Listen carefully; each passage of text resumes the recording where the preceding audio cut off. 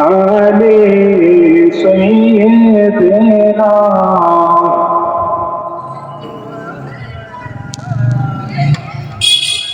بلغ العلا بكماله كشف الدجى بجماله حسنت جميع خصاله صلوا عليه وآله الصلاة والسلام عليك يا رسول الله الصلاة والسلام عليك يا حبيب الله الصلاة والسلام عليك يا شافع المذنبين الصلاة السلام عليك يا رحمة للعالمين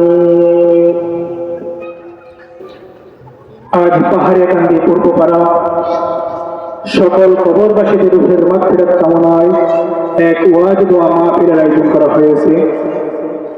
উক্ত ওয়াজ দোয়ার মাহফিলে প্রধান আলোচক হিসেবে যিনি তাশরীফ আনিবেন বিশিষ্ট মিডিয়া ব্যক্তিত্ব পীর তরিকত হযরত মাওলানা মুফতি আমিনুল ইসলাম, আলোচক BTV, Asian TV, Bangla TV, radio Dhaka. উক্ত ইসলামী মহাসম্মেলনে প্রধান আকর্ষণ হিসেবে যিনি তাশরীফ আনিবেন অত্র এলাকার আপনাদের সকলের সুপরিচিত মাওলানা মীর মুহাম্মদ মনিরুজ্জামান আল কাদরি, সিনিয়র শিক্ষক, খাল্লা দারুস সুন্নাহ ইমাম মাহদী আলাইহিস সালাম দাখিল মাদ্রাসা।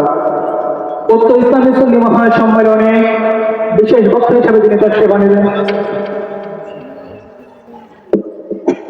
অত্র এলাকার কৃতি সন্তান, সমুদ্র কণ্ঠের অধিকারী হযরত মাওলানা আব্দুর রহমান সালেহী, খতিব, পাহাড়িয়া কান্দি কেন্দ্রীয় ঈদগাহ জামে মসজিদ।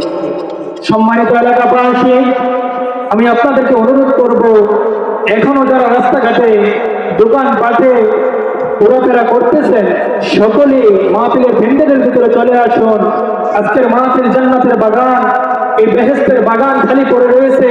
আপনি দুনিয়ার রং তামাশায় বাহিরে বসে আছেন, একজন মুসলমান হিসেবে আপনার লজ্জা পাওয়া উচিত যে আপনি মাহফিলের জান্নাতের বাগান রেখে আপনি বাহিরে ঘোরাফেরা করতেছেন। জান্নাতের বাগানটা মনে হয় আপনার কাছে ভালো লাগে না, জাহান্নামটা মনে হয় আপনার কাছে ভালো লাগে। আমি আপনাদেরকে অনুরোধ করব, এখনো যারা বাহিরে ঘোরাফেরা করতেছেন অতি শীঘ্রই মাহফিলের ভিতরে চলে আসুন।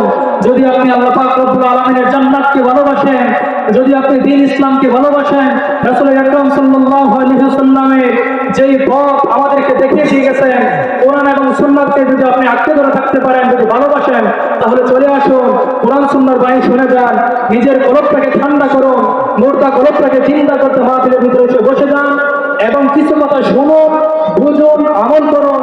আশা করি ইনশাআল্লাহ কাল হাশরের ময়দানে আপনার অনেক ফয়সালা হবে এবং আজকের এই মাহফিলের তওসিলা করে কাল হাশরের ময়দানে আল্লাহ তাআলা আপনাকে জান্নাতে দিতে পারেন। এমনই হতে পারে আজকের মাহফিলে আপনার জীবনের শেষ মাহফিল। সম্মানিত এলাকাবাসী, এই পর্যায়ে আমাদের মধ্যে এই আজকের মাহফিলের যে